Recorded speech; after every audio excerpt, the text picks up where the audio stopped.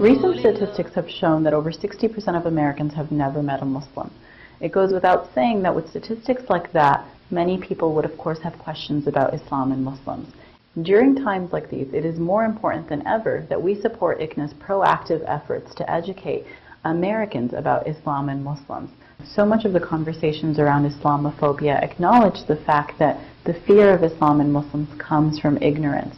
ICNA's proactive efforts to answer these questions through its dawah tables, its billboard campaigns, its radio ads, and its variety of dawah efforts are key in answering those questions, and is really helpful because what it does is it creates an opportunity for ordinary Americans to learn about Islam. And so, a lot of times we talk about Islamophobia being the result of fear and ignorance, and ICNA's proactive dawah work really seeks to challenge that.